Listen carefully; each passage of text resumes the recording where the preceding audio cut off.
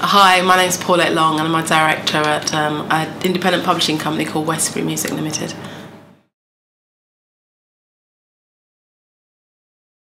I started out working by way of work experience. When I was at college doing a one-year business course, my tutor at the time did some backing vocals for a band called Big Country, and during my 2 weeks work experience, because I was a good girl at college, she said that I could go and work for their management company. And when I finished my course at the end of that term, they asked me to come back, and that was my entrance into the sector, working for a management company that managed Big Country and another band called The Cult. And I also worked for their sister company, which was a PR company, and they did everybody from the Rolling Stones to Luther Vandross to Teddy Pendergrass, Frank Zappa, Ozzy Osbourne, a whole raft of artists.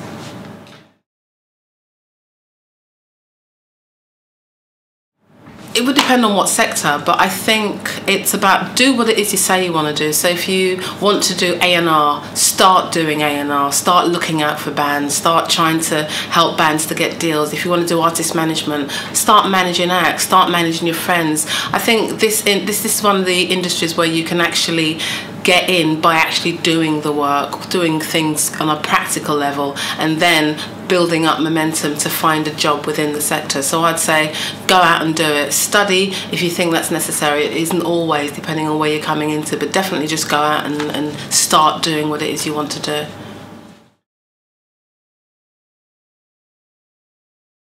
You know, I'd have to say Caroline Robertson, who's the director, one of the directors, the director and owner of Westbury Music. Started the company nearly 30 years ago, just by way of what she's done, how she's built the company up from nothing to where it is now. Yeah, I think it would be, Caroline's quite inspiring.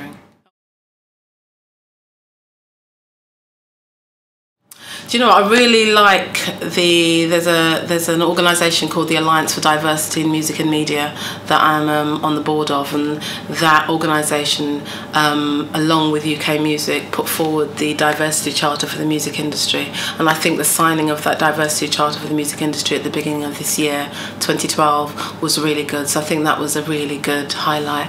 I think getting onto the PRS for Music board as a director was a highlight, because it took me about 6 years slogging away to get onto that board, which was really good.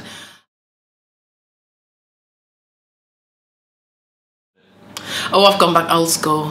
I'm really, at the moment, I'm in a zone. I think Music Soul Child, John Legend, Stevie Wonder, Anita Baker. I'm in that sort of neo-soul zone currently, but alongside that I'm listening to Zara McFarlane, British jazz artist who was nominated for a MOBO this year. Also Ayana Witter-Johnson, again she was nominated on the MOBO for a jazz nomination, and I find that what they're doing within jazz, new British artists coming through, is really inspiring. So those two new artists. Oh, one other, Esco Williams and his new album. I've managed to get a preview of it. He's a solo artist based in Liverpool. Really, really good product. So Zara McFarlane, Ayana Witter-Johnson and Esco Williams are three artists, new artists that I'm listening to alongside your John Legends and your Anita Baker and your Stevie Wonders.